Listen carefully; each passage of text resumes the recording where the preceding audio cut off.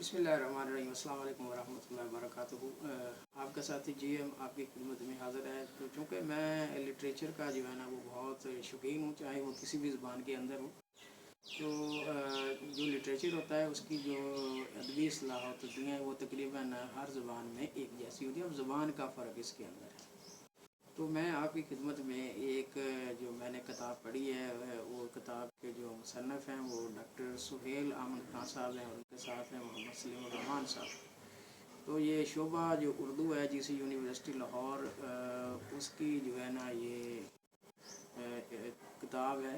तो वहाँ से जो है ना वो बाज़ार से भी मिल जाती है, लेकिन ये है कि ये किताब जिस अंदाज़ में लिखी गई है तो इससे ना सिर्फ जो है ना वो शोबा उर्दू वाले जो है ना वो फ़ायदा हासिल कर सकते हैं, बल्कि जो हमारे इंग्लिश लिटरेचर पढ़ने वाले जो लोग हैं वो भी इसके ज़रिए जो इंग्लिश लिटरेरी टर्म्स हैं उनको बआसानी समझ सकते हैं।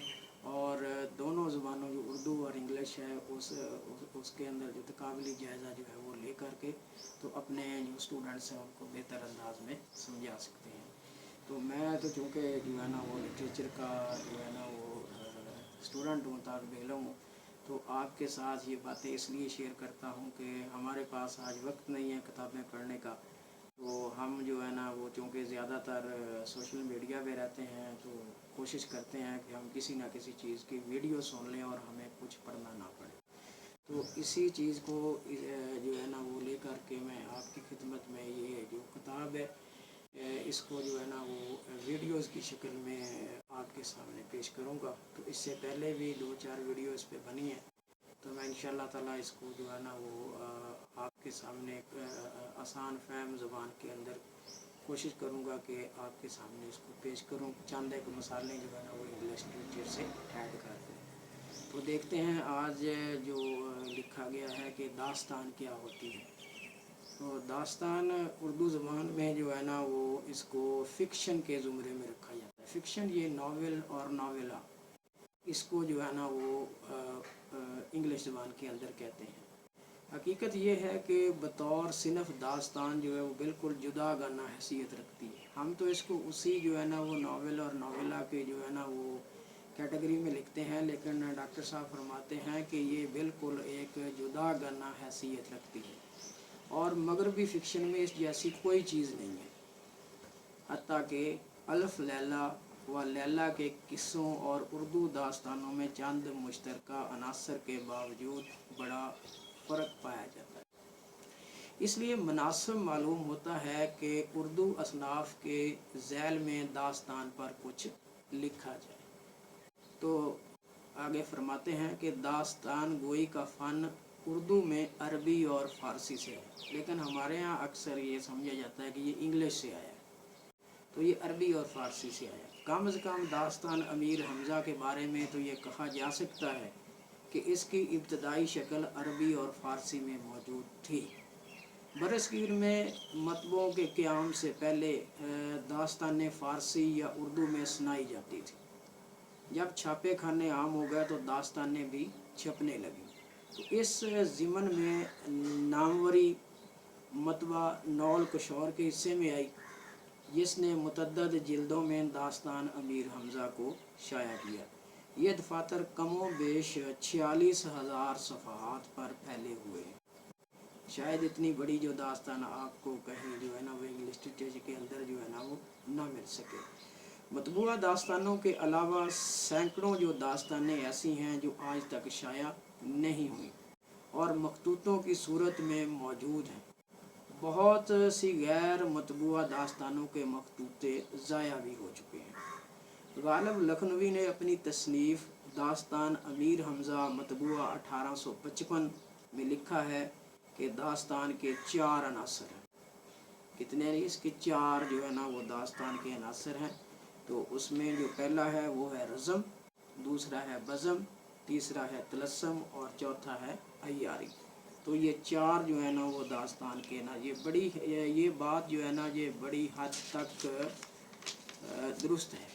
इन चारों अनासर को बयान करने में उर्दू दास्तान गो और नवीसों ने जिस ज़ोरे तख़य्युल का और तनव्वुर का सबूत दिया है वो इस तरह के अरबी اور فارسی قصوں میں بھی موجود نہیں ہے۔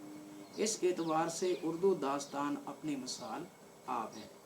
داستانوں میں عموماً کوئی صاحب قرآن مرکزی حیثیت رکھتا ہے۔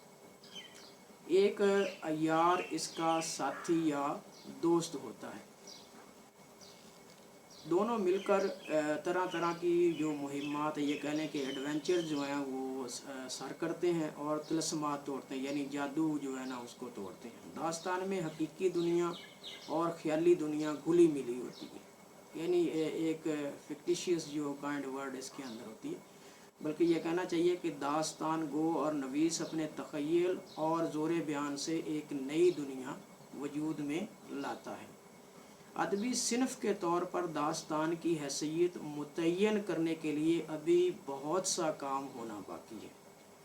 داستان امیر حمزہ کے دفاتر کے علاوہ اردو میں ایک اور بہت بڑی داستان ہے جس کا نام ہے بوستان خیال بھی موجود ہے۔ اسے میر تقی خیال نے 18ویں صدی کے وسط میں فارسی میں قلم بند کیا تھا۔ پورا فارسی متن تو کبھی نہیں چھپا، اور اردو میں مکمل اور جو ملخص ترجمے جو ہے نا وہ موجود ہے اس کی۔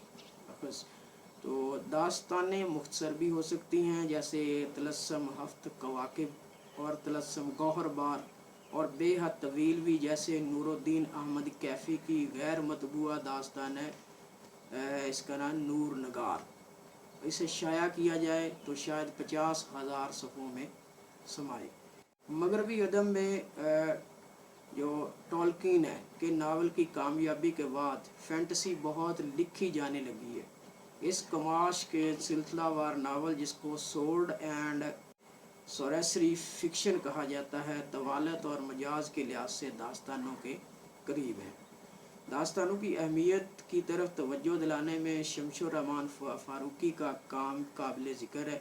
محمد حسن عسکری، کلیم الدین احمد، سہیل احمد خان، گیان چند جین، سہیل بخاری کی تنقیدی اور تحقیقی مساعی کو بھی نظر میں رکھنا چاہیے۔